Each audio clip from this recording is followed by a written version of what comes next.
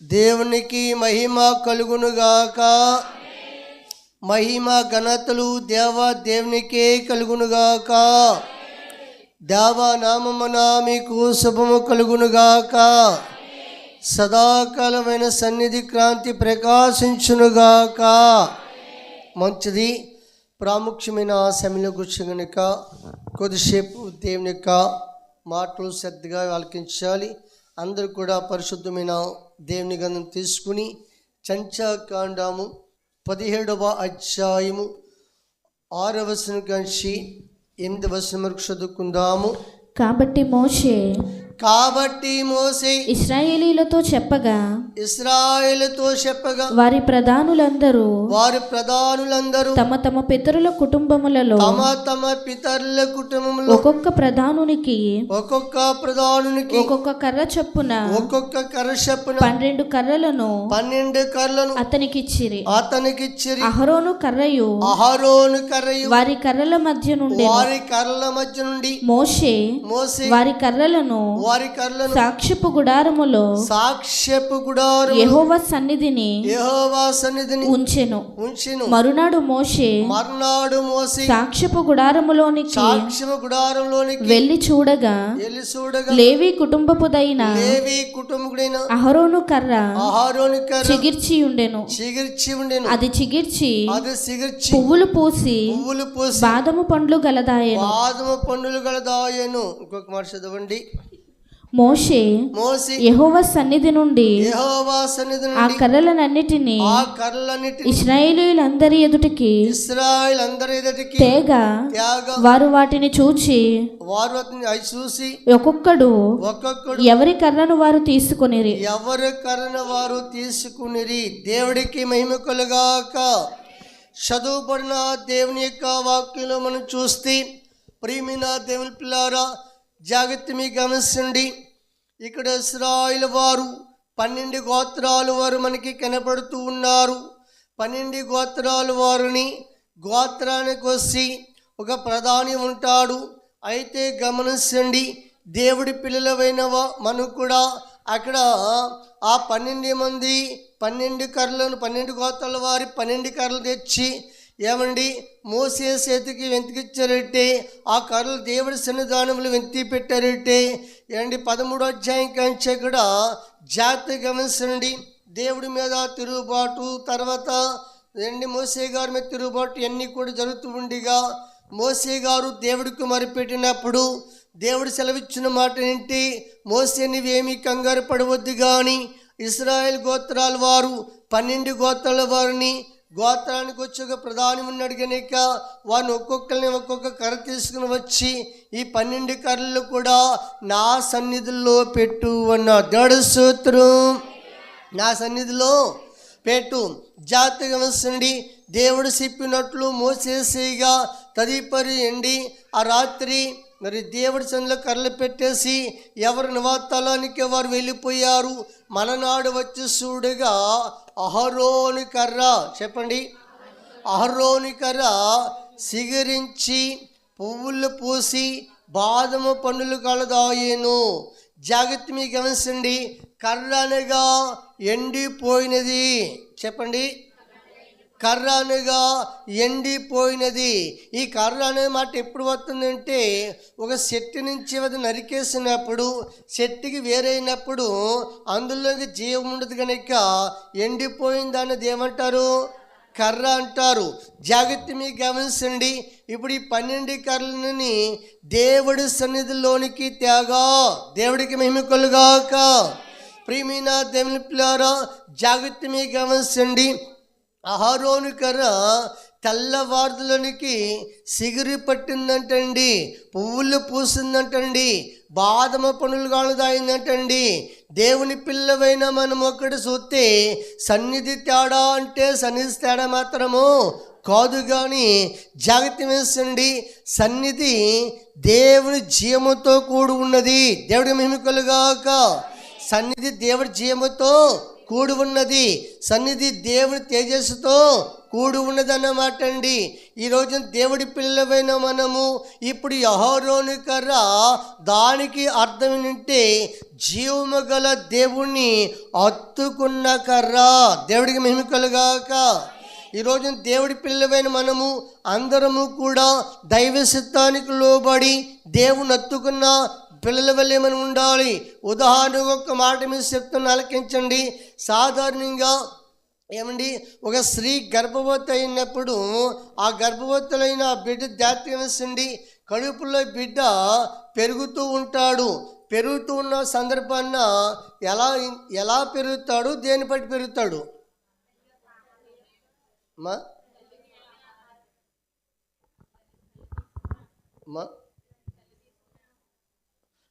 చెప్పాలి. కడుపులో ఉన్న బిడ్డ తల్లి గర్భాన్ని ధరించాక బిడ్డ ఎలాగెదుగుతాడు, దేన్ని బట్టి వెదుగుతాడు? జాగ్రత్త గమనించండి. తల్లి పేగికిని ఆ బిడ్డ పేగికి ఎక్కడ సంబంధం ఉంది గనక, దేవుడి స్తోత్రం. తల్లి పేగికిని బిడ్డ పేగికి సంబంధం ఉంది కనుక తల్లిలోంచి ఏం వెళ్తుంది బిడ్డకి? ఆహారమా? ఆహారం ఏం తింటాడండి అది కట్టుకొని కూడా? దేవునికి మహిమ కలుగాక. ఆహారము కాదు, జాగ్రత్త మీకు గమనించండి ప్రియమైన దేవులారా. ఆహారం కడుపులోంచి బయటకు వచ్చాక దేవుడికి మహిమ కలుగాక. జాగ్రత్త. తల్లిలో ఉన్న జీవము, తల్లిలో ఉన్న ప్రాణము, తల్లిలో ఉన్న సంబంధం ఏంటంటే పేగు బంధం. అది ఏ బంధము? చాలామంది అంటారు కదా పేగు బంధం అంటే. దేవుడి స్తోత్రం. లోక సంబంధాలు బంధాలు మనకు బాగా తెలుసు కదా. అయితే గమనించండి, ఆ తల్లి పేగెక్కిని ఆ బిడ్డ పేగెక్కిని అక్కడ జాగ్రత్త గమనించండి.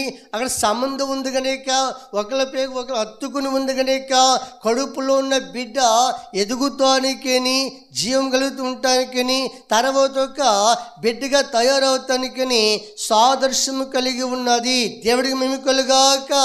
ఈ రోజున దేవుడి పిల్లవైన మనం కూడాను నిజమే మన ఎండిపోయిన కర్రల వంటి గతములో జీవము గల దేవుడు నీకు తెలియదు, జీవం గల వాక్యం నీకు తెలియదు, జీవము గల ప్రార్థన నీకు తెలియదు, జీవం ఉన్న దేవుడు నీకు తెలియదు. గతంలో మనము కూడా ఎండిపోయిన కర్రలమే. దేవుడి స్తోత్రం. ఎండిపోయిన కర్రలమే. ఎండిపోయిన కర్రలు ఎక్కడికి వచ్చాము? దేవుడి సన్నిధిలోకి వచ్చాము కనుక ఇప్పుడు నువ్వు ఎండిపోయిన కర్ర వెళ్ళే ఉండకూడదు. ప్రియమైన దేవులారా, ఇగసండి చారం కలిగి సిగురు పట్టి జాతి పువ్వులు పోసి బాదమ పండ్లు గలదైనట్టుగాను ఈరోజు నీవు నేను కూడా జీవము గల దేవుణ్ణి హత్తుకునుట వల్ల ఆ జీవము నీకు వస్తుంది. దేవుడి స్తోత్రం. అయితే జాగ్రత్తగా గమనించండి, దేవుని పిల్లలైన మనము ప్రతి బిడ్డకి కూడా సన్నిధి అనుభవం అనేది కలిగి ఉండాలి. సన్నిధి సారం నీకు తెలిసి ఉండాలి, సన్నిధి విలువ నీకు తెలిసి ఉండాలి. ప్రియమైన దేవులారా, ఎంత భక్తులమైనా కానీ సన్నిధి విలువ తెలియకపోతే కనుక సారం నీకు రాదు అన్నారు. దేవుడి స్తోత్రం. అలాగే గమనించండి, ఒకసారి దావీదు గారు ప్రార్థన చేస్తూ ఉన్నారు. ప్రార్థన చేస్తూ ఉన్నప్పుడు దేవుడు ఏం చెప్పాడు అండి, దావీదు గారు ఎలా చేస్తారో తెలుసా? ప్రభువా, నా కంఠధ్వని ప్రార్థన వచ్చినప్పుడు చక్కగా నువ్వు ఆలకించాలి అన్నాడు. దేవుడు మహిమకలుగాక. ప్రార్థన ఆలకిస్తాను కానీ నీ కంఠస్వరం వినేక ముందర నేను ఒక మాట చెప్తున్నాను, దాన్ని నువ్వు పాటించు అన్నాడు. కీర్తన గ్రంథం 26వ అధ్యాయము 7వ వచనం చదువుకుందాం. 27:7 అండి. యెహోవా, నేను కంఠధ్వని ఎత్తి నిన్ను ప్రార్థించున్నప్పుడు నా మనవి ఆలకింపుము. కరుణతో నాకు ఉత్తరమిమ్ము.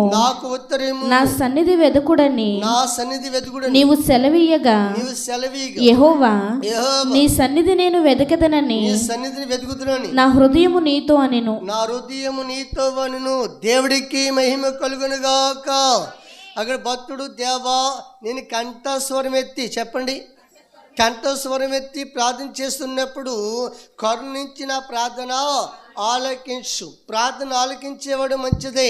అయితే ఇక్కడ ఆ మాట దావీదు గారు పలికినప్పుడు, ఆ ప్రార్థన దావీదు గారు చేసినప్పుడు దేవుడు ప్రియమైన ఏం వెతకమన్నాడు? నా సన్నిధి వెతుకు అన్నారు. దేడ స్తోత్రం. ప్రియమైన దేవుని పిల్లారా, నిజమే, చాలా మందికి అట్టండి సన్నిధి విలువ తెలియదటండి, సన్నిధి సారం తెలియదటండి. నువ్వు దేవుడి బిడ్డమైనావు, మంచిది. సన్నిధి సారం నీకు తెలియపోతే గనుక ఆ 12 కర్రలు ఒక కర్ర సిగరించింది, మిగతా కర్రలు ఎలా పెట్టిన కర్రలు అలాగే పట్టుకుని వెళ్ళిపోయారు. మరి ఈరోజు నీ పాత్ర ఏంటి? దేడ స్తోత్రం. వెళ్తున్నావు అనుకుంటున్నావా? లేదా దైవశక్తులు 2 పదాలు ఏంటంటే, ఒక్కటి నువ్వు దేవుని హత్తుకున్నప్పుడు, ఒకటి ఆత్మీయంగా చేయండి, సిగురు పడుతావు, ఫలిస్తావు. 2 జీవనోపాసం కలిగిన ప్రతి దాంట్లో కూడా నువ్వు ఫలింపు చేస్తావు. ఈ 2 జరుగుతూ ఉంటాయి. దేడ స్తోత్రం. అంతు గమ్మట్టి ఆ భక్తుడికి దేవుడు ఏం చూపెట్టాడు? సన్నిధి చూపెట్టాడు. ఈ రోజున మనందరికీ దేవుడు ఏం చూపెట్టాడు? సన్నిధి చూపెట్టాడు. దేడ స్తోత్రం.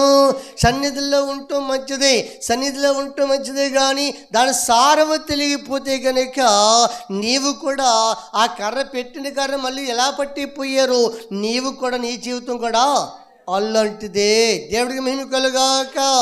అందుకే చాలామంది జీవితంలో ఏంటండి, దేవదాసి గారు అన్నారు, సన్నిధి అంటూ మంచిదే, సన్నిధి సారం తెలుసా అన్నారు. దేవుడి స్తోత్రం. ఏం తెలుసు? సన్నిధి అంటావే కానీ సన్నిధి సారము వెరగవుగా. సన్నిధి అంటావే కానీ సన్నిధి సారము ఎరుగవుగా. పరగా చెలాలో పంటను చూచి, పరగా చెలాలో పంటను కోచి, బోయాజు పాదము మరచావుగా.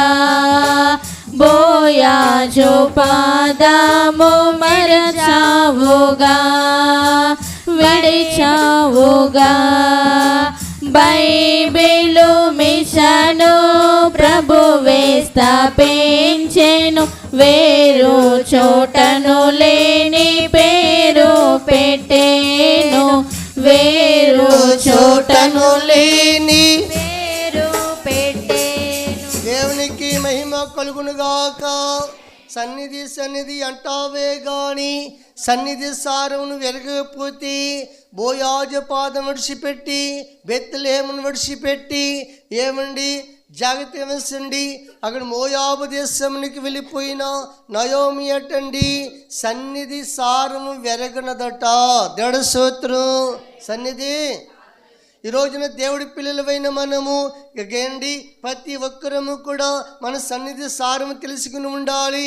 ఎందుకు అహరోను యొక్క కర్ర సిగిరిస్తుందంటే, అహరోను ఒక్క చోట మట్టికి కొంచెము ఆయన అదుపు తప్పాడు, కానీ మిగతా విషయాల్లో నిర్గమకాండం 32 అధ్యాయంలో ఒక మాట అదుపు తప్పాడు కనుక జాగ్రత్తగా వేసండి. తదుపరి వస్తే తన జీవిత కాలం అంతా కూడా దేవుడు మాటకు లోబడి, దేవుడు స్తోత్రం, ఎవరి మాట లోబడి, దేవుడు ఏది చెబితే అది చేస్తూ ప్రియమైన దేవుని పిల్లారా దేవుని సారం అందుకున్నారు కనుక అహరోను మీదటండి తల నుంచి ప్రియమైన పిల్లారా పాదాల వరకు కూడా దైవ దీవులతో నింపబడి జీవితం అంటండి పరిమళ వాసనంట. ఏ వాసన? చదవండి కీర్తన గ్రంథము 133వ అధ్యాయములో 2వ వచనములో చక్కటి మాట రాయబడి ఉంది. అది తల మీద పోయబడి అహరోను గడ్డము మీదుగా కారి అతని అంగీల అంచు వరకు దిగజారిన పరిమళ తైలము వలె నుండును. సియోను కొండల మీదకి దిగివచ్చు హెర్మోను మంచు వలె నుండును. ఆశీర్వాదమును శాశ్వత జీవమును శాశ్వతమైన జీవమును అచ్చట నుండవలెనని యెహోవా సెలవిచ్చి ఉన్నాడు. దేవుడికి మహిమ కలుగునుగాక. జాగ్రత్త మీ గమనించండి. దేవుని యొక్క పిల్లలైన మనకు కూడాను ఎత్తుగా అక్కడ సన్నిధి వెతకమనంటే ఎక్కువ ఎంతుగా మందిరంలో చెప్పాడంటే మందిరంలో నంటండి ప్రిమిదిప్పారా దేవుని తేజస్సు ఉంటుందట. ఏముంటుంది? ఈరోజున దేవుడి పిల్లలైన మనకు కూడాను మనము శిఖరించే బిడ్డల వల్ల ఉండాలి, ఫలించే బిడ్డల వల్ల ఉండాలి, ఆత్మ జీవితంలో వర్ధిల్లే బిడ్డల వల్లే మనం ఉండాలి. కనుక జాగ్రత్త మీ గమనించండి. ఆ మిగతా కర్రలన్నీ కూడా ఎలా పెట్టిన కర్రలు అలాగే ఉన్నాయట. దేవుడికి మేము కలుగాక. నువ్వు వెళ్తున్నాను వస్తున్నానంటే కాదు, నువ్వు దేవుడి బిడ్డనని చెప్పుకుంటాం కాదు. ప్రియమైన దేవులారా సన్నిధుల్లో నువ్వు నాటబడిన బిడ్డ వల్లే ఉండాలి. ఎలా ఉండాలి? సన్నిధిలో నీవు నాటబడిన బిడ్డ వల్లే ఉంటే ఆత్మవిశ్వంలో వర్ధిల్లుతావు, ప్రేమ దైవశక్తిలో వర్ధిల్లుతావు. నీకు నీళ్ళు పోసి ఆసరించి పాడి పెంచేవాడు ఆయనే గనుక. ఏమండి జాగ్రత్త నాటబడకపోతే కొన్ని విషయాలు మీరు చెప్తున్నా లాగించండి. ఇప్పుడు ఆ వాక్యం చదవండి. కీర్తనా గ్రంథము 92వ అధ్యాయము 92వ అధ్యాయం 13వ వచనం చదువుకుందాము. యెహోవా మందిరములో నాటబడిన వారై వారు మన దేవుని ఆవరణములలో వర్ధిల్లుదురు. చాలండి. దేవుడికి మహిమ కలుగాక. రెండు చేతుల పైకి చెప్పండి, దేవుడికి మహిమ కలుగాక. మన మందిరముల్లో నాటబడిన వారై చెప్పండి, దేవుని మందిరముల్లో నాటబడిన వారై వారు మన దేవుని ఆవరణముల్లో వర్ధిల్లుదురు. దేవుడికి మహిమ కలుగాక. ఈరోజున దేవుడి పిల్లలైన మనకు కూడాను చూడండి. ఇప్పుడు మనకు ఏంటి ఎక్కడికైనా వెళ్ళి మనకు కొన్ని సందర్భములో కొన్ని పూల అంట్లో లేదా కాసకాయల అంట్లో కొనుక్కు తెచ్చుకుంటాము. లేకపోతే అమ్మేవారు వస్తారు, అమ్మేవారు వచ్చినప్పుడు వారి దగ్గర కొనుక్కుంటాము. జాగ్రత్త మీకు గమనించండి. అయితే అది వాస్తవానికి ప్రియులారా అదొక పూల అంటు కావచ్చు, గులాబీ అంటు కావచ్చు, బంతి పూల అంటు కావచ్చు, లేదా మల్లెపూల అంటు కావచ్చు, లేకపోతే మామిడి మొక్క కావచ్చు, జామ మొక్క కావచ్చు, లేకపోతే చబడా అంటు కావచ్చు. ఏదైనా కానీ జాగ్రత్త మీకు గమనించండి. ఆ అమ్మేవాడి చేతిలో ఉన్న చేపది నాటబడదు. అన్ని అమ్మేవాడి చేతిలో ఉన్నప్పుడు నాటబడదు. జాగ్రత్త మీకు గమనించండి. దేవుని పిల్లలమైన మనము ఎప్పుడు నాటబడుతుందో తెలుసా? ఏమండి ఆ వ్యక్తిని ఎవరైతే ఆ అంటుని ఎవరైతే కొనుక్కుంటారో వాళ్ళ చేతులకు వెళ్ళాక నాటబడుతుంది. దేవుడికి మేము కలుగాక. ఏమండి నువ్వు కొనుక్కోలేనంతసేపు కూడా అది నాటబడదు అన్నమాట అండి. అయితే ఈరోజు దేవుడి పిల్లలమైన మనము ఇప్పుడు మనలో చాలా మందికి ఏదైనా ఒక మొక్క కొనుక్కుని ప్రేమ చెప్పారా నాటుతాము కదా. నాటేక దానికి నువ్వు నీళ్ళు పోస్తావా పోయివా? దాన్ని పెంచుతావా పెంచవా? అది పెరుగుతుందా పెరగదా? దేవుడికి మహిమ కలుగాక. అంతు గమ్మట్టి జాగ్రత్త వేసండి. ఆ అంటి ఎందుకు కొన్నావు నువ్వు? ఆ మొక్క ఎందుకు కొన్నావు నువ్వు? కాలసేపను కొన్నావా? డబ్బులు ఎక్కువ కొన్నావా? లేదా జాగ్రత్త వేసండి తలం ఖాళీగా ఉందని కొన్నావా? లేదా దాని ద్వారా ఫలం పొందాలని కొన్నావా? మా ప్రియమైన దేవులారా ఈరోజు నిన్ను నన్ను కూడాను ఆ సర్వాధికారమైన దేవుడు, ఆ మహోన్నతమైన దేవుడు ప్రియమైన దేవులారా తన స్వరాత్మిచ్చి మనం కొనుక్కున్నాడు కదా. మనం కొనుక్కున్న దేవుడు కొన్న మొక్కను నీవు నాటేక ప్రియమైన దేవులారా దాని ఫలం అందుకోవాలని ఎలా చూస్తావో నిన్ను నన్ను కొన్న దేవుడు కూడా ఆత్మీయ ఫలములతో వర్ధాలని దేవుడు కోరుకుంటూ ఉన్నాడు. దేవుడి స్తోత్రం. అందుకు కాబట్టి జాగ్రత్త మీకు గమనించండి. కొనుక్కున్న నిన్ను విడిచిపెట్టేవాడు కాదు, తన ప్రాణం ఇచ్చుకున్న నిన్ను ఆయన మర్చిపోయేవాడు కాదు. కానీ నీలో ఏమి చూస్తాడో తెలుసా? ప్రియమైన దేవులారా ప్రతి ఒక్కరము కూడా అహరోను కర్రవల్లే ఉందుముగాక. ఆ మాట అంటే కూడా బద్దకం వేసిన వారు ఉన్నారు. ఇంకేం చెప్తాం? దేవుడికి మహిమ కలుగాక. ప్రియమైన దేవుని పిల్లారా అంతే తప్ప కానీ ఏంటి మనం సన్నిధికి వచ్చి వెళ్ళిపోతున్నామని అది కాదు. కానీ రాను రాను కూడా దేవుని లక్షణాలు నీకు తెలియాలి, దైవ లక్షణాలు నీలోకి రావాలి, పరిశుద్ధమైన వాక్యం నీలోకి రావాలి, ఆయన స్వరూపం నీలోకి రావాలి, ఆయన విలువ ఏంటో నీకు తెలియాలి, సన్నిధి విలువ ఏంటో నీకు తెలియాలి. కనుక తెలిసినప్పుడు కొన్ని దశ మందిరాలు నీ కంటికి కనపడుతూ ఉంటాయి. దేవుడికి మహిమ కలుగాక. కీర్తన గ్రంథము 26వ అధ్యాయములో 8వ వచనంలో చక్కటి మాట రాయబడి ఉంది. యెహోవా యెహోవా నీ నివాస మందిరమును నీ తేజో మహిమ నివసించు స్థలమును నేను ప్రేమించుస్తున్నాను. దేవుడికి మహిమ కలుగాక. అందరూ చెబుతా దేవునికి మహిమ కలుగునుగాక. ప్రియమైన దేవుని పిల్లారా, అక్కడ చెప్తున్నాడు యెహోవా దేవా నీ నివాసము, చెప్పండి, నీ నివాస మందిరము అంటే ఆయన ఇల్లేది మందిరమే. అయితే తేజో మహిమతో నివసిస్తున్న ఆ మందిరాన్ని నేను ఏం చేస్తున్నాను? ప్రేమించుస్తూ ఉన్నాను. దేవుడికి మహిమ కలుగాక. ఈ రోజున దేవుడు నీకు నాకు అందరికీ కూడా ఈ మందిరం ఒక బహుమానంగా దేవుడు మనకిచ్చారు. దేవుడికి మహిమ కలుగాక. ఈ మందిరము నాది కాదు, మందిరము ప్రజలది. చెప్పండి, చెప్పాలి మీరు. మందే కాదు, ఇంకా వచ్చే ప్రజలకి కూడా దేవుడికి మహిమ కలుగాక. అందుకే ప్రభు అన్నాడు, నా మందిరం సమస్త ప్రజలకు ప్రార్థన మందిరము. ఈ ప్రార్థన మందిరంలో నువ్వేం చూడాలి? ప్రియమి చెప్పారా, ఆయన తేజస్సు చూడాలటండి, ఆయన మహిమను చూడాలటండి. నిజమే, నువ్వు నివసిస్తున్న మందిరములో ఈ తేజస్సు నాకు కనపడుతుందని చెప్పేసి ఆ దైవ దర్శనం చూసిన ఆయన ఏమంటున్నాడు తెలుసా? ఏంటి 27:4 చూస్తే నీ ప్రసన్నతను ఇంకా చూడాలయ్యా. చదవండి. యెహోవా యొద్ద ఒక్క వరము అడిగితిని, దానిని నేను వెదుకుచున్నాను, చూచుతున్నాను. యెహోవా ప్రసన్నతను చూచుటకును ఆయన ఆలయములో ధ్యానించుటకును నా జీవిత కాలమంతయు నేను యెహోవా మందిరములో నివసింపగోరుచున్నాను. చాలండి. దేవుడికి మహిమ కలుగునుగాక. ప్రియమైన దేవుడారా, సన్నిధిని ఎతకమన్నాడు, సన్నిధిని కోరుకున్నాడు.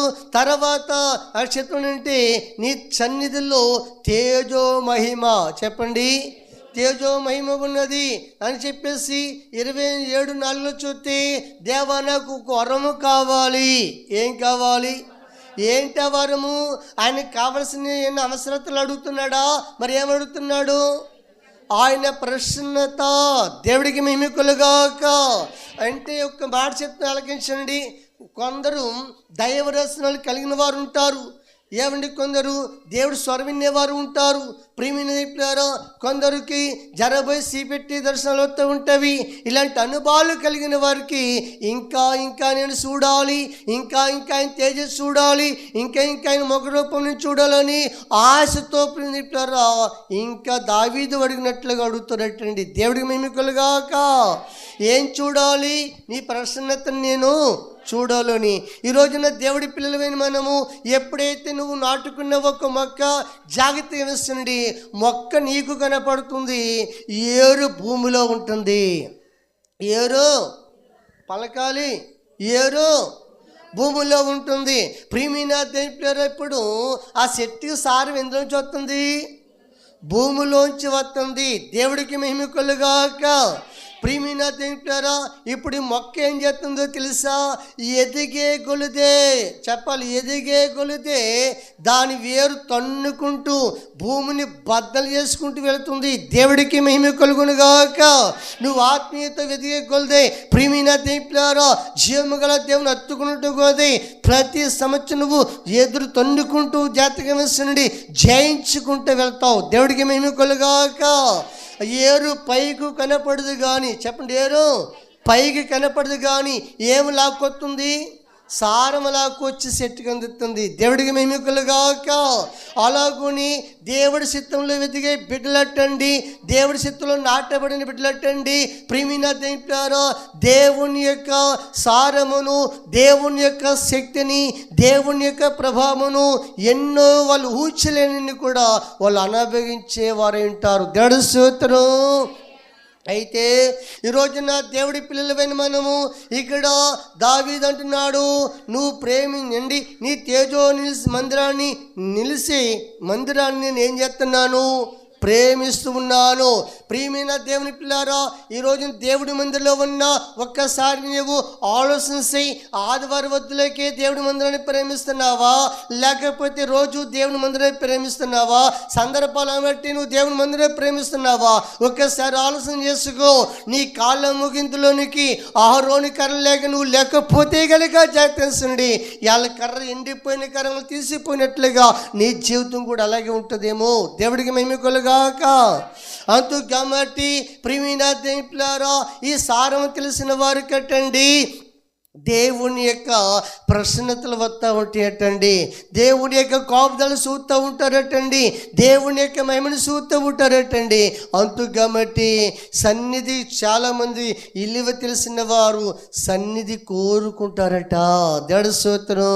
సన్నిధి కోరుకునే వారికి ఎన్ని ధన్యతలు దేవుడు దాచిపెట్టుడు కదా. నీ సన్నిధి కోరునట్టి మానవుడే ధన్యుడు, నీ సన్నిధి కలిగి ఉన్న నరుడే ధన్యుడు, నీ సన్నిధి కోరునట్టి మానవుడే ధన్యుడు, నీ సన్నిధి కలిగి ఉన్న నరుడే ధన్యుడు. పాపములను పడగొట్టెను నీ పాద సన్నిధి, శాపములను హరించును శక్తి గల సన్నిధి, పాపములను పడగొట్టెను నీ పాద సన్నిధి, శాపములను హరించును శక్తి గల సన్నిధి, నీ సన్నిధి కోరునాటి మానవుడే ధన్యుడు, నీ సన్నిధి కలిగి ఉన్న నరుడే ధన్యుడు. దేవునికి మహిమ కలుగాక. సన్నిధి కోరుకుని నరుడు సన్నిధి కోరుకున్నాడటండి. ముందర ఏమి చేయిస్తాడట మీ పిల్లారా, జాగ్రత్త వేస్తాడండి. పాపములను పడగొట్టాడట. ఏం కొడతాడు? పాపము నుంచి విడుదల పొందుతాడు. వెతికేటే ఆ పాపము నుంచి నేను విడిపించేది దైవ సన్నిధి అనుభవమే అన్నారు భక్తులు. దేవుడికి మహిమ కలుగాక.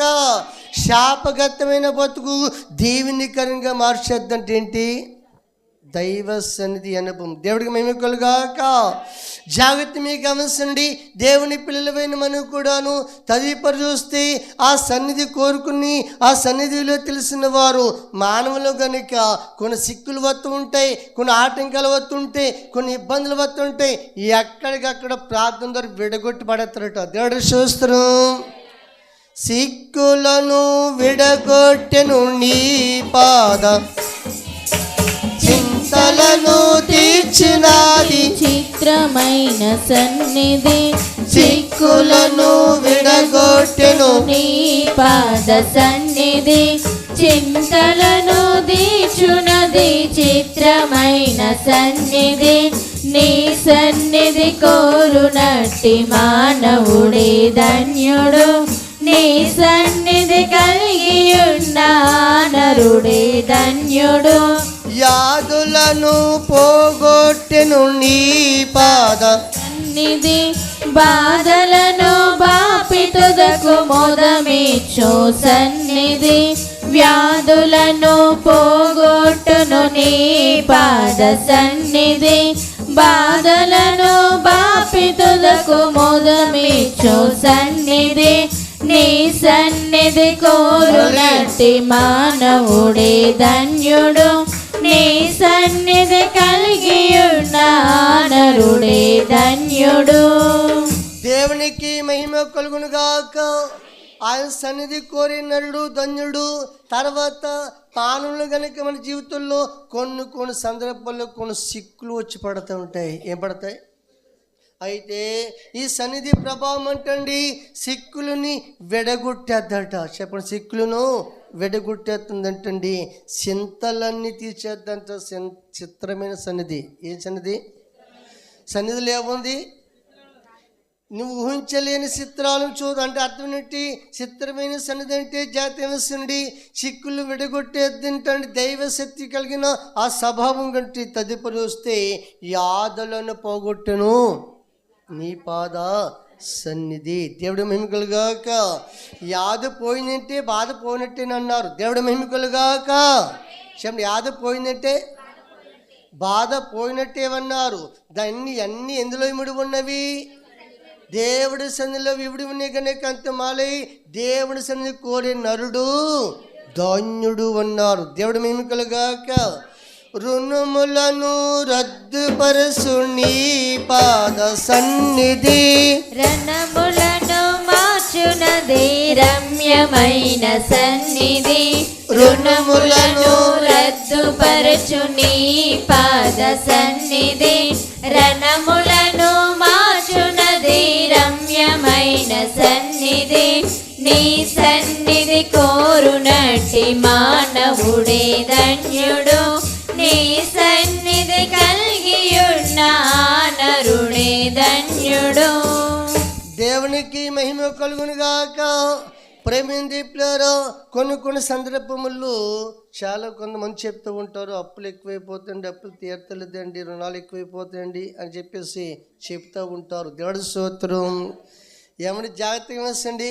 కొన్ని సందర్భములో తెలుసో తెలియకో లేదా ఇస్తారమైన రుణాలు చేసేస్తో ఆలోచన లేకుండా బాధపడేవారు ఎంతోమంది ఉన్నారు. ఇక నీ వల్ల అవుతలేదు. చెప్పండి, చెప్పాలి. ఏమండి జాగ్రత్త మీ గమనించండి.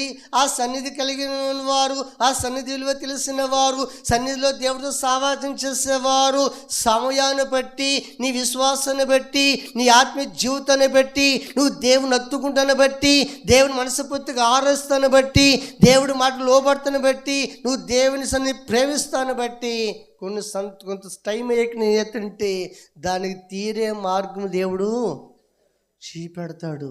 దేవుడికి చూస్తారు. తీరే మార్గం దేవుడు నీకు చూపెడతాడు. లేత కలిసి వచ్చే మార్గం నువ్వు చేసుకుని అభివృద్ధికి వచ్చే మార్గం చూపెట్టి ఆ రుణాల్లో వచ్చి దేవుడు బయటికి ఏది చెప్పండి, ఏది సన్నిధి అంటే జాతర వేసండి. ఆదివారం ఒక రోజుకి వస్తే సన్నిధి కాదు. ఏమని జాతర వేసండి.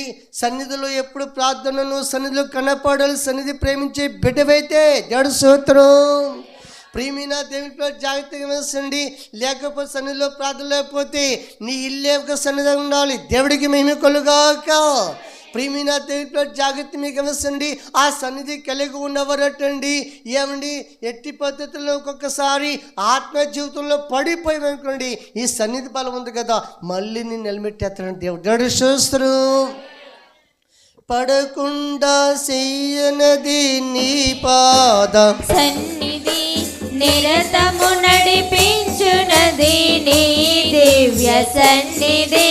పడకుండా చేయునది నీ పాద సన్నిధి, నిరతము నడిపించునది నీ దివ్య సన్నిధి.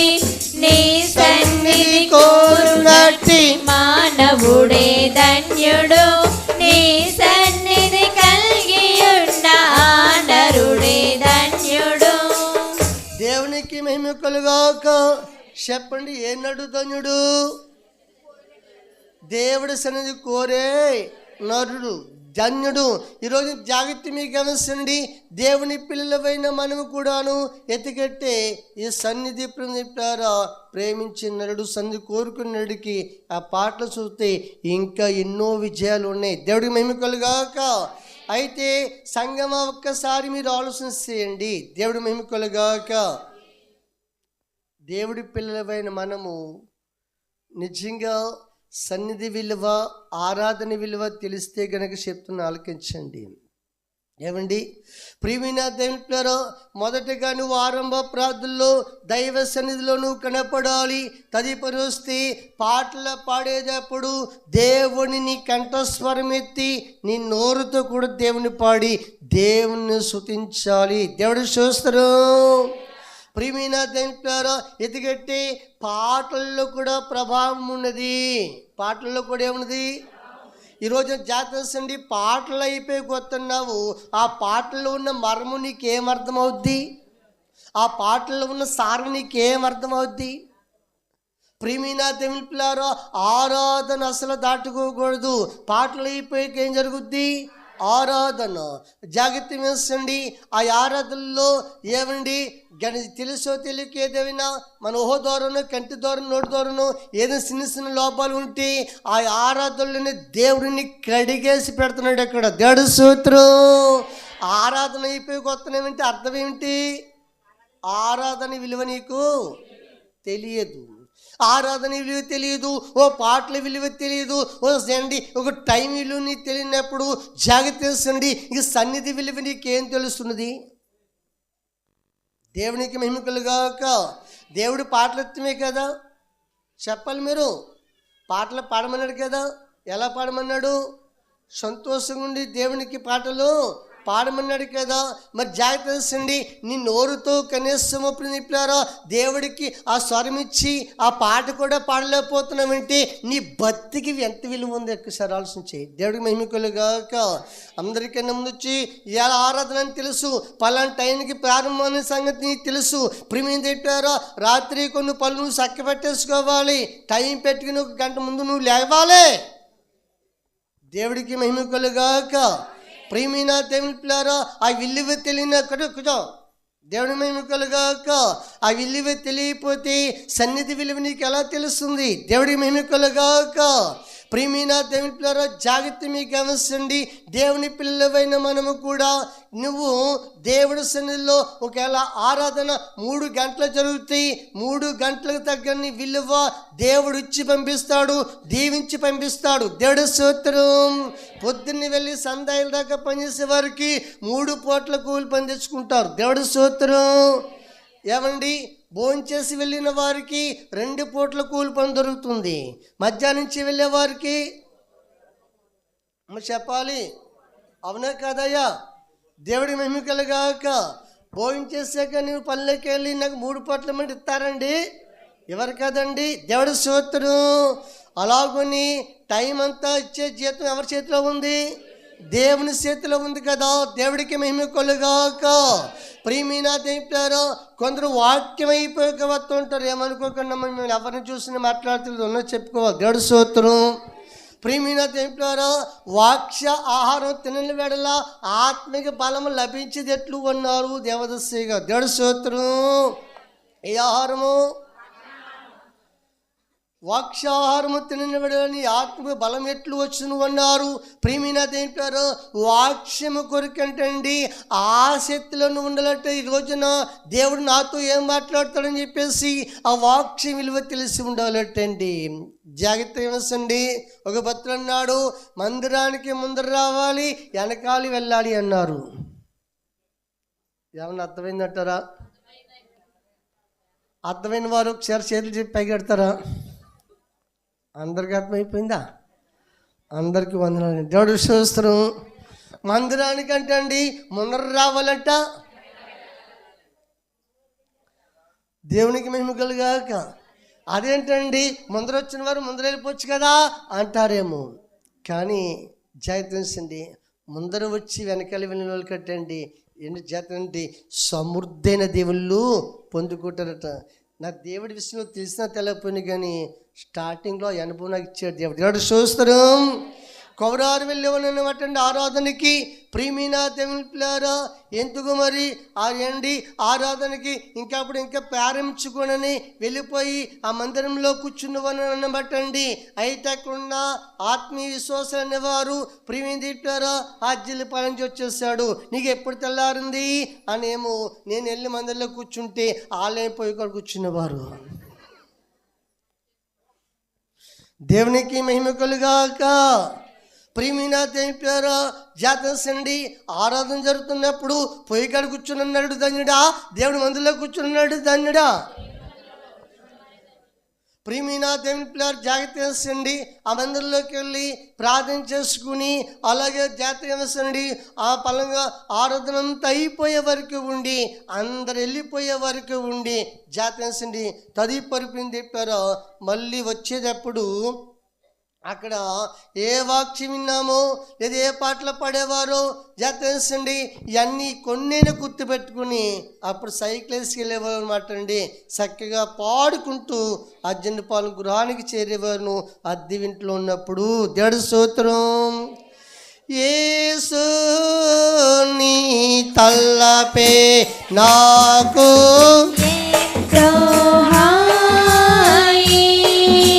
ప్రభు యేసు నీ తలపే నాకు ఎంతో హాయి యేసు నిన్ను తలంపగానే హృదయమానందముతో నిండెను యేసు నిన్ను తలంపగానే హృదయమానందముతో నిండెను నీ సముఖమున ముఖము చూచుచు వాసము చేసినప్పుడెట్లుండును యేసు నీ తలపే నాకు ఎంతో హాయి. దేవునికి మహిమ కలుగాక. చదువు లేని మొద్దుని మంచోరు మీరు అని జట్టు చూస్తున్నారు, దేవుడు చూస్తా. ఈ చదువు లేని మొద్దుని జాగ్రత్త వేసండి. అక్కడ పాడిన పాటలు వచ్చి రానట్టుగా అలాగే వేసిన తలంచుకుంటూ వస్తే ఎంతో ఆయి దేవుడు మెమ్మికలుగాక. అందుకు కాబట్టి జాగ్రత్త వేసండి. ఒక భక్తులు అన్నారు, ఏమండి దేవుడి మందిరానికి ముందర రావాలి, వెనకాల వెళ్ళాలని. దేవుడు మెమ్మికలుగాక. దేవుడి పిల్లలపైన మనము ఎత్తికెట్టే దావీదుని తేజో మహిమ నివసించే మందిరాన్ని నేను ఏం చేస్తున్నాను? ప్రేమ ఎదరికెళ్ళనిస్తుందా అండి? ప్రేమ ఏం చేస్తంటే ఎదరికెళ్ళనిస్తుందంటే అర్థం ఏంటి? చేస్తండి. ఆ ప్రేమ ఏం చేస్తుంది? వచ్చేటప్పుడు త్వరగా తీసుకొచ్చేస్తుంది, వెళ్ళేటప్పుడు జాగ్రత్త. మీకు గమనించండి, ఈ వాక్యం వింటున్న మనము కూడాను తదుపరి ఆ సన్నిధి విలువ తెలిసిన వారే సాతాను బంధకాలు కూడా ఎడగొట్టుకుంటారట. దేవుడి స్తోత్రం. అపవాది తంత్రములను లయపరిచి సన్నిధి పాతాళ బంధకములు త్రెంపివేయు సన్నిధి అపవాది తంత్రములను లయపరచు సన్నిధి పాతాళ బంధకములు త్రెంపివేయు సన్నిధి నీ సన్నిధి కోరునట్టి మానవుడే ధన్యుడు నీ సన్నిధి కలిగి ఉన్న నరుడే ధన్యుడు. దేవునికి మహిమ కలుగాక. ఏ నరుడు ధన్యుడు? అపవాది తంత్రములన్నీ కూడా ఏం చేస్తాడు? పడగొట్టుకుంటూ వెళ్ళిపోతుందంట సన్నిధి ప్రభావం. దేవుడికి మహిమ కలుగాక. పాతాళ బంధకాలు చెప్పండి. ఆ సన్నిధి నిన్ను పాతాళానికి వెళ్ళకుండా పాతాళ బంధకాలు కూడా విడగొట్టి పడేస్తుంది అన్నారు. సన్నిధికి అంత విలువ ఉన్నట్టండి. దేవుడికి మహిమ కలుగాక. అంతు కాబట్టి దేవుని పిల్లవైన మనం కూడాను ఎత్తికెట్టే అహరోను కర్ర సన్నిధిలోనే ఉన్నది, మిగతా కర్రలన్నీ కూడా సన్నిధిలోనే ఉన్నవి. సిగురు పట్టినయా చెప్పాలి. సిగురు పట్టలేదంటే అర్థమేంటి? జీవమో లేదు అని. ఈ రోజున దేవుడి పిల్లలైన మనకు కూడాను దేవుడికి ఒక పేరు ఉంది, జీవాధిపతి అని. చెప్పండి, జీవాధిపతి అనే పేరు ఉంది కనుక ఆ జీవాధిపతిని హత్తుకుంటే నీకు కూడా జీవము వస్తుంది. ఈరోజు జాగ్రత్త మీకు గమనించండి. ఏమండి, ఇప్పుడు నీవు నేను స్వీకరించాలన్నా దేవుని యొక్క వాక్యం సెలవిస్తున్నది. ఇది బుద్ధి కలిగిన వారు, దైవ జ్ఞానం కలిగిన వారు ఈ మాటలన్నీ గ్రహిస్తారట. చదవండి. యోసియా గ్రంథము 14వ అధ్యాయము 8వ వచనము చదువుకుందాము. ఎఫ్రాయిము బొమ్మలతో నాకు ఇంక నిమిత్తమేమి, నేనే ఆలకించుచున్నాను, నేనే ఎఫ్రాయిమును గూర్చి విచారణ చేయుచున్నాను. నేను చిగురు పెట్టు సరళ వృక్షము వంటి వాడను. చెప్పండి, నేను చిగురు పెట్టు సరళ వృక్షం వంటి వాడిని, నా వలననే నీకు ఫలము కలుగును, నా వలన నీకు ఫలము కలుగును. జ్ఞానులు ఈ సంగతులు వివేచింతురు, ఈ సంగతి వివేచింతురు. బుద్ధిమంతులు వాటిని గ్రహింతురు. చాలండి, దేవుడికి మహిమ కలుగాక. ఏమండి ప్రియమైన దేవుడు చెప్తున్నాడు, నేను చిగురు పెట్టు అనాలి, సిగురు పెట్టు సరళ వృక్షం వంటి వాడిని, నా వల్ల నీకేం కలుగుతుంది? ఫలము కలుగుతుంది. తదుపరి ఇప్పుడు ఆ దేవుడు మాట్లాడాడు కదా, ఎవరి గురించి సారం చేస్తున్నాడు దేవుడు? అమ్మా ఇప్పుడు సారం చేస్తున్నాను, ఎఫ్రాయిము గురించి నేను ఏం చేస్తున్నాను? ఎవరు ఎఫ్రాయిము? అమ్మా ఎఫ్రాయిము కాండి. ఎఫ్రాయిం అంటే అర్థం ఏంటి? ఎఫ్రాయిం అంటే అర్థం ఏంటి? అభివృద్ధి. దేవుని స్తోత్రం. చెప్పండి, ఎవరికి పెట్టారు ఈ పేరు?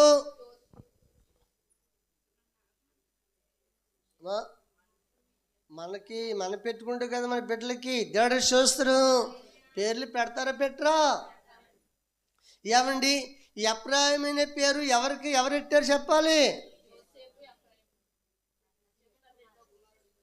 ఏమండి యోసేపు తన కుమారుడికి పెట్టాడు పేరు. దేవుని స్తోత్రం. ఆ పేరుకి అర్థం ఏంటంటే అభివృద్ధి. చెప్పండి, ఏంటి అభివృద్ధి?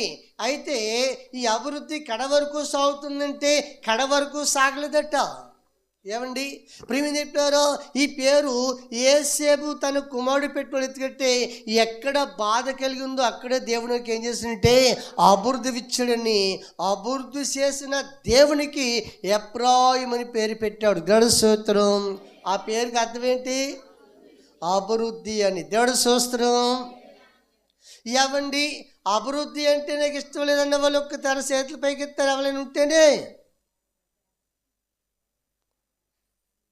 ఒక్కడ కూర ఎత్తలేదండి, మంచిది.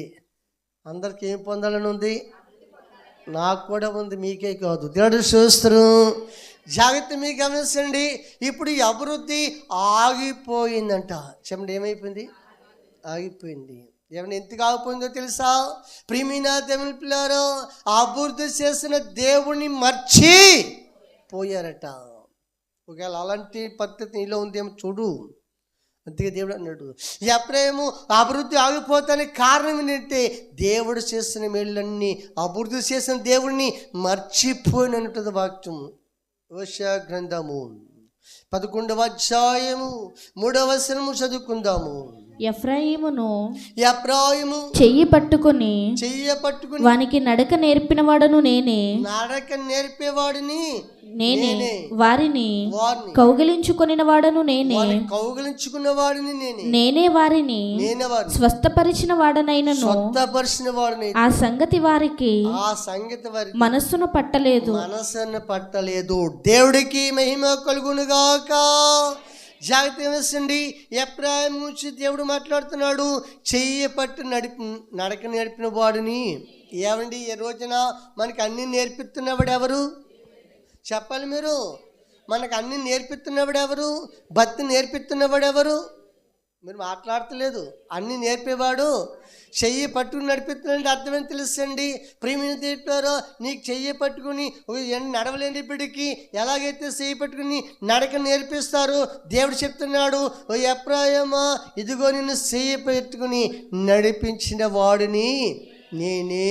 దేవుడి మహిమ కలుగాక. తర్వాత వాళ్ళకి వ్యాధి కలిగితే, చెప్పండి, వ్యాధి కలిగితే స్వస్థపరిచిన వాడు కూడా ఆయన అన్నాడు. దేవుడు మహిమ కలుగాక. ఆ సంగతి ఏమైందటండి? మర్చిపోయారు. దేవుడి స్తోత్రం. జాగ్రత్త, మీకు గమనించండి. దేవుని పిల్లలపైన మనం కూడాను ఏమండి ఇప్పుడు నడక నేర్పిన వాడు ఆయన్ని, అభివృద్ధి చేసిన వాడు ఆయన్ని, బలహీనత వస్తే స్వస్థపరిచిన వాడు ఆయన్ని. ఏమయ్యారట? దేవునికి మహిమ కలుగాక. ఏమండి మర్చిపోయారట. దేవుని మహిమ కలుగాక. జీవమావే యెహోవా నీకు చేసిన మేలను మరువా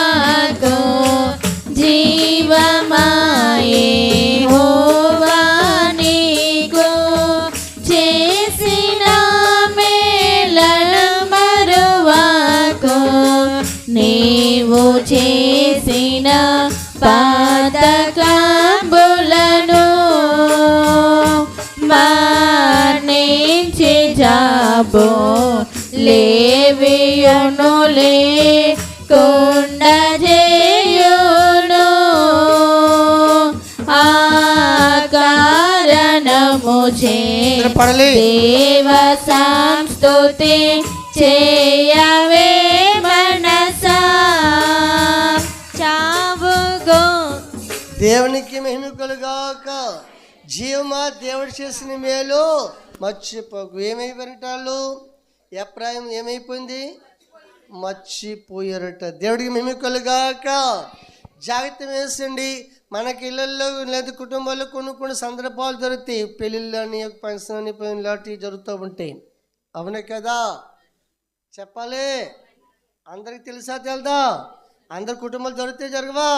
దేవుడు చూస్తారు. నీకు ముఖ్యమైన వ్యక్తిని మర్చిపోయావనుకో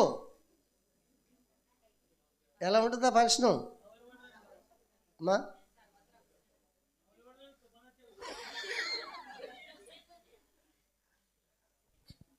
మామూలుగా ఉంటుందా? దేవునికి మహిమ కలుగాక. జాగ్రత్త వేసండి. ఒక ఉపకారమైన వ్యక్తిని మర్చిపోతేనే జాగ్రత్త వేసండి. అలా అంటారు, ఏమండి ఈ రోజున ఇంత తాగి తీసుకొచ్చాను, నేను ఇలా నడిపించిన వాడిని, నేను ఇలా ఆలోచించిన వాడిని, నేనే ఇలాను జ్ఞాపము రాలేదని. ఎంత బాధ. దేవుడు చూస్తున్నాం. అవునా కదా? దేవుని మనం బాధ పెట్టే వల్ల మాత్రము ఉండకూడదు. దేవుణ్ణి మనస్ఫూర్తిగా ఆరాధించి పెట్టలే వల్లే ఉండ. దేవుడు స్తోత్రం. రోజున దేవుడి పిల్లలమైన మనము ఇప్పుడు వాళ్ళు మర్చిపోయారు కనుక ఎప్పుడైతే మర్చిపోయారో అభివృద్ధి కూడా ఆగిపోయిందంట. చూడండి ఏమైపోయింది. ఆ పేరు మీకు ఆదికాండంలో ఉంటుంది చూడు. 41 50 ఉంటుంది. ఆదికాండం 41 50 51 ఉంటుంది చూడండి. 52. తరువాత అతడు నాకు బాధ కలిగిన దేశమందు దేవుడు నన్ను అభివృద్ధి పొందించినని చెప్పి రెండవ వానికి ఎఫ్రాయిము అను పేరు పెట్టెను. దేవుడికి మహిమ కలుగాక. చెప్పండి. బాధ కలిగిన దేశంలో దేవుడు ఏం చేశాడట? అభివృద్ధి చేసిన దేవాతి దేవునికి ఆ పేరుకి అర్థం ఏంటి? ఎఫ్రాయిం ఏంటి? దేవుడు నన్ను అభివృద్ధి చేస్తాడని చెప్పేసి కుమారుడికి ఏ పేరు? ఎఫ్రాయిం అని పేరు. ఇప్పుడు ఎఫ్రాయిం ఎలా ఉంది? మర్చిపోయిన వారు వెళ్ళి. చెప్పండి. ఈ రోజున జాగ్రత్త మీకు గమనించండి. ఇప్పుడు ఏం చెప్పారో ఇంకా దేవుడు అక్కడ బాధపడేది ఏంటో తెలుసా? ఓషే గంధులకి ఇంకా కింద చదవండి. 11వ అధ్యాయం చదివారు కదా, అక్కడ గాంచింది కింద చదవండి. ఒకడు మనుషులను తోడుకొని పోవునట్లు స్నేహబంధములతో నేను వారిని బంధించి ఆకర్షించి తిని. ఒకడు పశువుల మీద కాడిని తీసినట్లు నేను వారి కాడిని తీసి వారి ఎదుట భోజనము పెట్టి తిని. దేవుడికి మహిమ కలుగాక. దేవుని యొక్క మర్మములు ఎంత విలువైనయో చూడండి. దేవుడికి మహిమ కలుగాక. వారితో స్నేహం చేశానంటున్నాడు దేవుడు. చెప్పండి.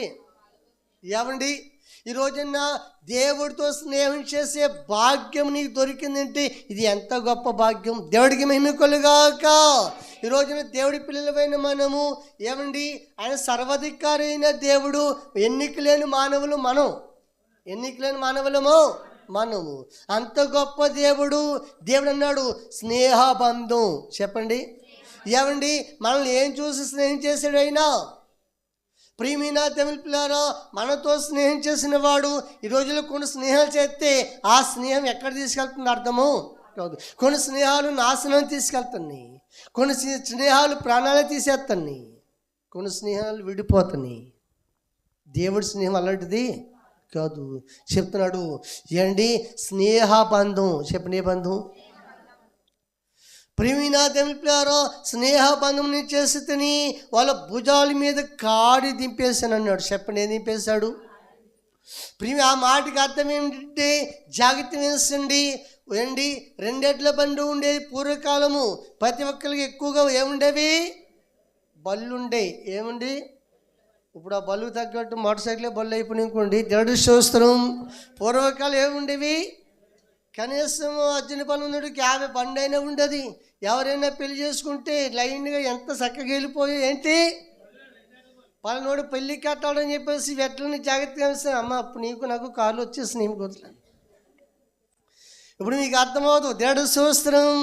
ఎవరిదైనా పెళ్ళి అవుతుంది అనుకోండి, పెద్దవారు ఏం చేస్తారో తెలుసండి, ఎవరు పెళ్ళి అవుతుంది పెళ్ళి బండి కట్టాలంటే రెడీ రాని అని చెప్పేసి ఆ ఎడ్లని ఏమండి మరి పెళ్ళికి వెళ్ళాలి కనుక పెళ్ళికి వెళ్ళి మనం ఎలా ఉంటామో నా ఎడ్లు కూడా నా బళ్ళు కూడా అలాగ ఉండాలని ఎడ్లని శుభ్రంగా కడిగేసి ఆ ఎడ్లు కూడా చిన్న చిన్న కొమ్ములకి చిన్న చిన్న పూలు కట్టేసి ఏమండి బండి శుభ్రంగా కడిగేసి డెకరేషన్ చేసేసేవారు.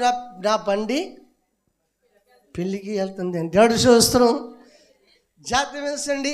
అర్థం ఏంటి తెలుసండి, బండి వెట్లకి చాలా విలువ ఉండేది. దేవుడికి మహిమ కలుగాక. అయితే గమనించండి, దేవుడి పిల్లవైన మనకు కూడాను నా పెళ్ళైనప్పుడు కూడా మా మామగారు ఇప్పుడు లేరు, కానీ నన్ను కూడా 2 ఎడ్ల బండి మీద తీసుకెళ్ళారు.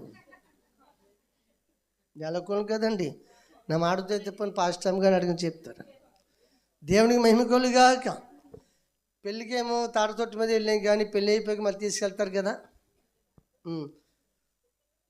ఆ రోజున 2 ఎడ్ల బండి పంపాడు. ఎవరు? మా మామగారు. నాతో 2-3 పెళ్ళిళ్ళు వేయాలి మా ఊర్లో, మన ఊర్లోను. వాళ్ళేమో వాళ్ళ మామగారు కార్ల మీద తీసుకెళ్ళారు. ఎంత చక్కగా నవ్వుతున్నారు. దేవునికి మహిమ కలుగాక. ప్రియమైన దేవుని ఎదిగట్టే అది తక్కువ మనసునా కాదు, కానీ ఆ బండికి అంత విలువ ఉండేది. ఆ బండికి ఏండి ఎడ్లు ఎంత కట్టుబడి మీకేం తెలుసు? ఏమండి ఇల్లు కట్టాలంటే తాటాలు మోసుకొచ్చి బండి పోడ్చాలంటే 2 ఎడ్ల బండి మీదే మెరతోలివారు. తెలుసండి మీకు? 2 ఎడ్ల బండి మీదే మెరతోలివారు. ఆ బళ్ళు జాగ్రత్త మీకు గమనించండి. చాలు చేసాకాలం ఇప్పుడు చెప్తారు, నెరల మధ్యన బండిలో కూర్చుంటే బండి ఎడ్లు ఎంత భారం కలిగి ఉంటేస్తారండి. దేవుడి స్తోత్రం.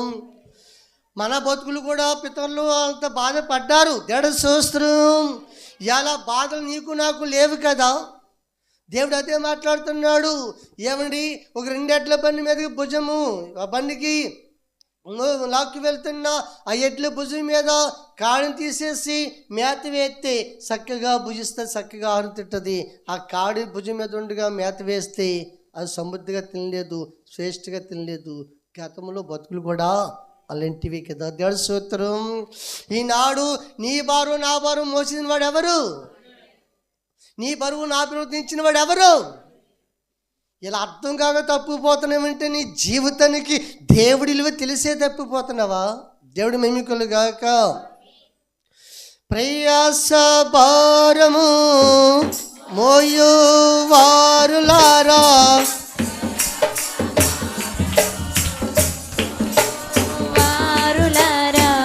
భారము ప్రభు పైన వేయండి, మీ భారం ప్రభు పైన వేయండి. భారము ప్రభు పైన వేయండి, మీ భారం ప్రభు పైన వేయండి. బాధలన్నీ తీర్చువాడు యేసునాథుడు, మన భారం మోయువాడు యేసునాథుడు.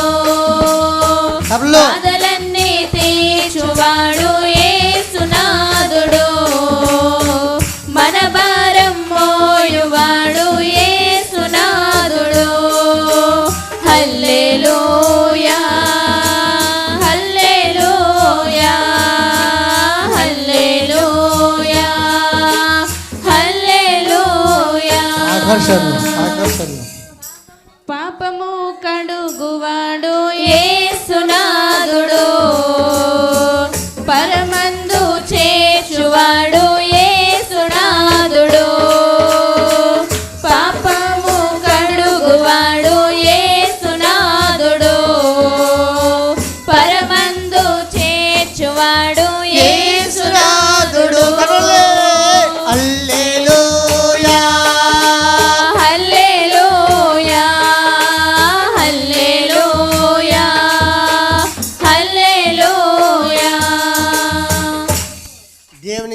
కలుగాక. పరమందు చేర్చేవాడు ఆయనే. ఒక భక్తుడు చెప్తున్నాడు, జాతించండి అండి, మాట ఎంత విలువగా ఉంటుందో చూడండి. యోబు గ్రంథము 13వ అధ్యాయం 15వ వచనం చదువుకుందాము. ఇదిగో ఆయన నన్ను చంపినాను, నేను ఆయన కొరకు కనిపెట్టుచున్నాను. ఆయన సన్నిధిని నా ప్రవర్తన న్యాయమని రుజువుపరుదును. దేవుడికి మహిమ కలుగాక. యోబు గారికి జగత్తుడి దేవుడు మంచి బిరుదు ఇచ్చాడు. చెప్పండి, దేవుడు మంచి బిరుదు ఇచ్చాక సాగుతూ ఉండగా యోబు గారికి కొన్ని శ్రమలు కూడా వచ్చినాయి, కొన్ని నష్టాలు కూడా ఉన్నాయి. అప్పుడు అందరూ కూడా ఆయన్ని నోటుకు వచ్చినట్లు మాట్లాడారు. అయితే గమనించండి, ఇంత భక్తి చేస్తున్నావు కదా, ఇంత దేవుని కలిగి ఉన్నావు కదా, ఇంతవరకు దేవుడికి కాసాడన్నావు కదా అని చెప్పేసి యోబు గారిని అంటుంటే ఆయన అంటున్న మాట ఏంటి? అసలు నష్టమే కాదు, కష్టమే కాదు, దేవుడు నన్ను చంపేని సరే. చెప్పండి అమ్మ, చెప్పండి. దేవుడు నన్ను చంపేని సరే నేను ఆయన కొరికే కనిపెట్టుకుంటాను. నా ప్రవర్తన నేను ఎక్కడ రుజువు చేసుకుంటాను? ఆయన సన్నిధిలో రుజువు చేసుకుంటాను. దేవుడి శాస్త్రం. నా భక్తి ఎలాంటిదో దేవుడి సన్నిధిలో మాట్లాడాలి. నా భక్తి ఎలాంటిదో దేవుడి సన్నిధిలో మీరు మెచ్చుకుంటే ఎంత, మెచ్చుకోకపోతే ఎంత. నా సన్నిధిని మెచ్చుకుని నా ప్రవర్తన నా భక్తి మెచ్చుకున్న వాడి దగ్గర నేను ఆయన సన్నిధిలో నేను నా ప్రవర్తన ఎలాంటిదో రుజువు చేసుకుంటాను. దేవుడికి మహిమ కలుగాక. అంతికే గోలు దేవుడికి యోబు గారి మీద అంతా నమ్మకం. దేవుడికి మహిమ కలుగాక. ఈరోజు నా దేవుడి పిల్లవైన మనకు కూడాను ఎతిగడి దేవుడు చెప్తున్నాడు మనము. అయితే ఇక్కడ ఎప్రాయమా, నేను సిగురు పెట్టే సంరక్షణ వాడిని, అయితే నీ నడక నేర్పిని బాగు చేసిన వాడిని, నీ భారములన్నీ తీసివేసిన వాడిని, అయితే నీవు మర్చిపోయావు. దేవుడి స్తోత్రం. ఏమైపోయావు? ఈరోజున సంగమా, నువ్వు మర్చిపోయే బిడ్డ వెళ్ళే ఉండకూడదు. ఎత్తుగట్టి జాగ్రత్త. ఈ లోకం మనకు స్థిరమైంది మాత్రము కాదు. ఎవరి గది ఎప్పుడో ఎవరికి కూడా తెలీదు. బతికి ఉండగానే పరిపూర్ణమైన భక్తి చేసుకో, పరిపూర్ణ ఆత్మతో భక్తి చేసుకో. దేవుడి సన్నిధి, అయ్యా నీ సన్నిధి నాలో నిలిపని దేవుడికి మర్ర పెట్టుకో. రేపొద్దున నీకు మార్గం అనేది దొరుకుతుంది. నీ సన్నిధి నిలుపు నాలో, నీ సన్నిధి నిలుపు, నీ ఆజ్ఞలన్నీయు అనుసరించు ఆత్మను నాకేమయ్యా. నీ ఆజ్ఞలన్నీయు అనుసరించు ఆత్మను నాకేమయ్యా. నీ సన్నిధి నిలుపు నాలో, నీ సన్నిధి నిలుపు. లోకములో నేనుండి బలహీన పుగటమయ్యుండి, లోకములో నేనుండి బలహీన పుగటమయ్యుండి, నన్ను నేనే నమ్మనట్టి దేహములో నేనుండి, నన్ను నేనే నమ్మనట్టి దేహములో నేనుండి, నీ సన్నిధి నిలుపు నాలో, నీ సన్నిధి నిలుపు. దేవునికి మహిమ కలుగాక. లోకంలో నేనున్నాను, బలహీనమైన ఘటం. చెప్పండి, ఏమైనా పెద్ద బలవంతులమా? చెప్పండి అమ్మ, చెప్పండి. ఇక్కడ తీసి అక్కడ టోపు కూడా ఉండలేదు కదా. మరి చెప్పండి, ప్రేమ చెప్పారు ఏమండి, కనీసం డబుల్ టైర్లు కట్టుకున్న రెండో టైర్కి ఓపు కూడా ఉండలేదు కదా. అవునంటారు కదట. లోకంలో ఉన్న మనం బలవంతులేమనుకోకండి, బలహీనమైనా కట్టను. నువ్వు కోరుకుని తట్టి నీ సన్నిధి నాలో నిలిపోయావు, నీ ఆజ్ఞలు పాటించే మనసు నాకు దయచే ప్రభుని దేవుణ్ణి అడుగు. దేవుడు చూస్తున్నాం. ప్రియమైన దేవుడు జాతరసండి, నువ్వు కోరాలు ఎందుకు తెలుసా? అయ్యా నన్ను అహరోను కరవలే నువ్వు చేయి ప్రభు. అహరోను కర్ర సిగరించినట్టు నేను ఆత్మ జీవితంలో సిగరించాలి ప్రభు. ఆ అహరోను కర్ర పొంది అహరోను జీవితం పరిమళ వసనం వచ్చినట్లుగా నా భక్తిలో కూడా అలాంటి అనుభవాలు నాకు దయచే ప్రభుని దేవుణ్ణి అడుగు. మనకు కావాల్సింది అడగకపోయినా ఆయన ఆల్రెడీ ఇచ్చేస్తాడు. దేవుడు స్తోత్రం. మనం ఎక్కువ ఏం అడగాలో తెలుసా? దేవా నీలో నేను ఎదగాలి, నీలో నిలవాలి, నీ చిత్తాన్ని ఇంకా తెలుసుకోవాలి అని ఆత్మీయంగా వెదిగే లక్షణాలు దేవుడిని నువ్వు అడుగు. దేవుడు అలాగడిగితే దేవుణ్ణి చాలా సంతోషపడతాడట. దేవుడు స్తోత్రం. నా బిడ్డ నాతో ఉండాలనుకుంటున్నాడు, నా లక్షణాలు తెలుసుకోవాలనుకుంటున్నాడు, నా ఆలోచనలన్నీ తెలుసుకోవాలనుకున్నాడని దేవుడు చాలా ఆనందపడతాడట. దేవుడికి మెమ్మికలుగాక. ఎప్పుడు మన ప్రకృతి సంబంధమైనవి కాదు, ఆత్మీయ జీవితాలు వెతికే అనుభవాలు కూడా మనం దేవుణ్ణి అడగాలి.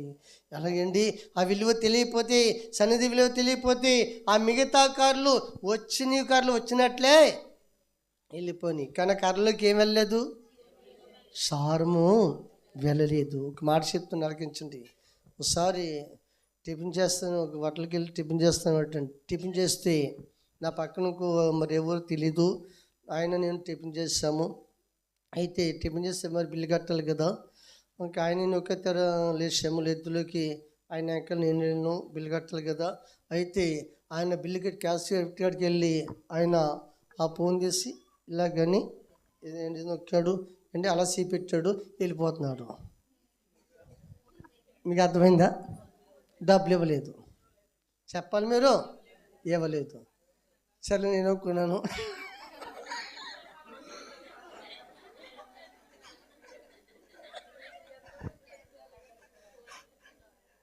మీకు అప్పుడే అర్థమైపోయింది. ఇలా ఫోన్ చూపెడితే నాకు కూడా నేను కూడా డబ్బులు ఇవ్వలేదని చెప్పేసి జాగ్రత్త వేసండి. అక్కడికి వెళ్ళి ఆయన ఎలా చూపెట్టాడు ఫోను,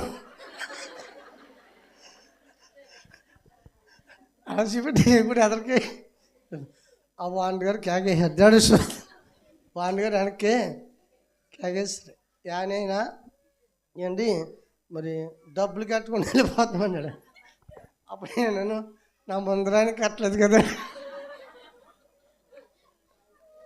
నా ముందర ఆయన కట్టలేదు. మరి ఆయన ఫోన్ చూపెట్టాడు, నేను కూడా. అయితే ఆయన ఫోన్లో డబ్బులు నా ఫోన్లోకి వచ్చినాయి. నీ ఫోన్లో డబ్బులు నా ఫోన్లోకి నా దొక్కుతూ రాదు, ఇంక వెళ్తాయి, పంపుతూ రాదు, నాకు ఏం వెళ్తాయి. జడు చేస్తున్నాం అప్పుడే కదా, ఇప్పుడు కూడా రావండి. జాతి వ్యవస్థ అప్పుడు అర్థమైందనమాట. ఆయన ఫోన్లో డబ్బులు ఎవరి ఫోన్లోకి వెళ్ళి నేను చూపెట్టాను. కానీ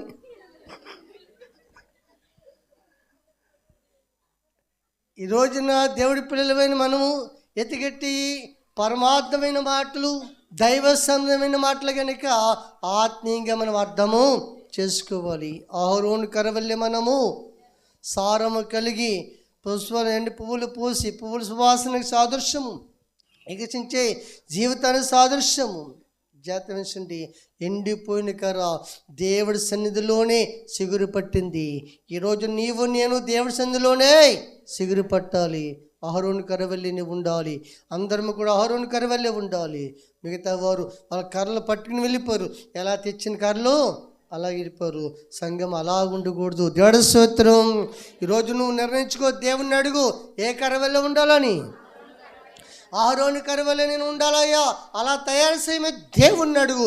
తప్పనిసరిగా నీ ఆశను దేవుడు తీరుతాడు. అట్టి భాగ్యము దేవుడు మనకు అనుగ్రహించునుగాక.